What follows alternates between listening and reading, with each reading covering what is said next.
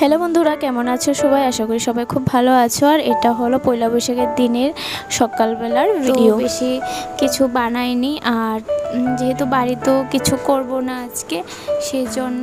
আর দেখো এখানে আমি সকালের যা কাজ বাজ থাকে, সবারই জানি বাড়িতে এই কাজগুলো থাকে। পয়লা বৈশাখের দিনে ঘর দরজা সকাল সকাল পরিষ্কার করে মুছে টুছে নেওয়া, তারপর যা যা বাদ বাকি যাদের যে রিচুয়াল আছে। তো এখানে দেখো আমি সকালে উঠে উঠোন ঝাড় দিয়ে নিয়েছি। এখন ঘর বারান্দা মুছে নিচ্ছি, কারণ আজকে তো আমার হেল্পার আসবে না, কারণ সবার বাড়িতে আজকে একটু খাবার দাবার তারপর সব কিছুর একটা ব্যবস্থা থাকে, সেই জন্য। তো আজকের কাজগুলো আমি করে নিচ্ছি।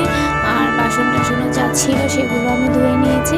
এখন শুধু ঘরটা মুছে নেব। তো এখন স্নান করে নেব, করে ঘরটা যাত্রা করব। আর একটু তাড়াতাড়ি করছি, তো সোনামা ঘুমাচ্ছে। ঘুমিয়ে থাকতে থাকতে যদি করে নিতে পারি তাহলে ভালো হয়। তো এখানে দেখো ঘরের যে সামনেটা সেটাও আমি একটু ধুয়ে দিলাম, নিচের সাইডটা।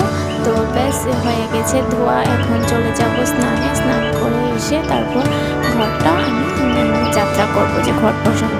তো এখানে দেখো স্নান টান করে আমি এখানে ঘর যাত্রা করে নিয়েছি। তো তোমাদের কিভাবে কি করে সেটা অবশ্যই জানিও। তো এখানে দেখো সব কিছু আমি করে নিয়েছি। আর এখানে আমার বিছানা তোলা হয়নি, কারণ ওদেরকে শোনা এখনো ঘুমাচ্ছে, ওকে দেখা যাচ্ছে না বালিশের জন্য। চতুর্দিকে বালিশ দিয়ে রেখেছি। আর এ হলো আমার ঠাকুর। তো আমার ঠাকুরকেও আজকে তোমাদের একটু দেখিয়ে দিলাম। আর এখানে যে উপরে তাকটা বানিয়েছি, এটার জন্য অনেকটা সুবিধা হয়েছে আমার ঠাকুরকে ধূপধুনো দেখাতে।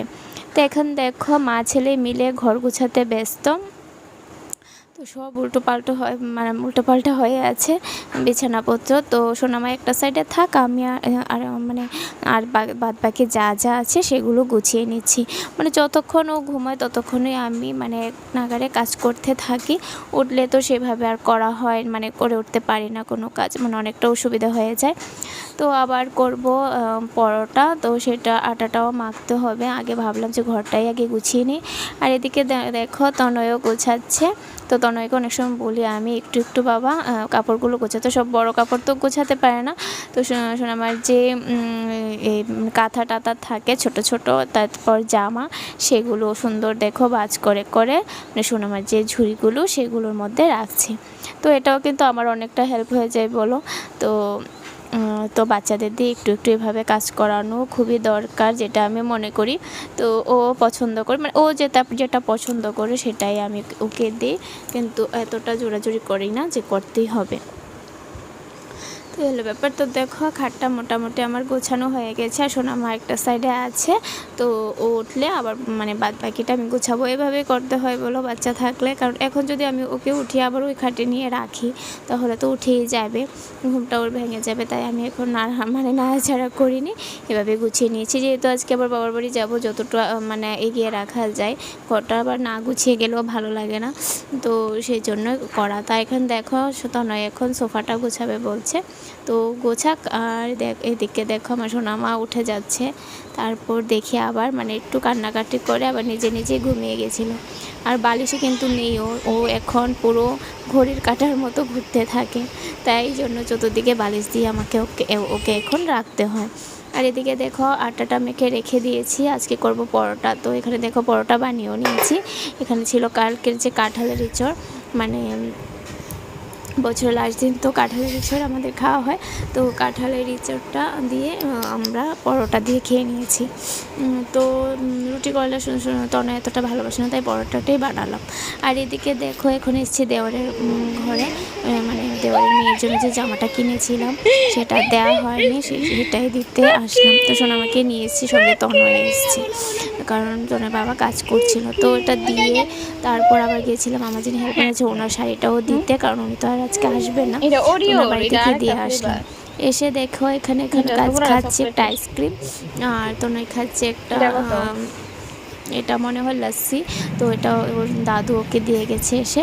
আর এই আইসক্রিমটা তো 3-4 দিন হয়েছে আনা হয়েছে। তনয়ের বাবা এনেছিল, তনয়ের জন্য একটা, আমার জন্য একটা। তো তনয়টা তনয় খেয়ে নিয়েছে, আমারটা আর খাওয়া হচ্ছিল না।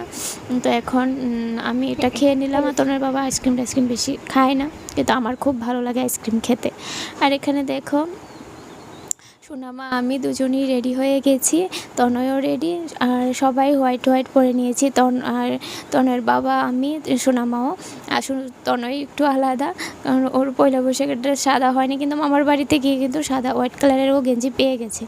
এলো ব্যাপার। তো এখানে দেখো যা যা মিষ্টিপাতি নিয়ে যাওয়ার মানে জামার, তো সেগুলো নিয়ে নিয়েছে। মার শাড়ির, বাচ্চাদের ড্রেসগুলো সব নেওয়া হয়ে গেছে, আর দই মিষ্টিও নিয়ে নিয়েছি।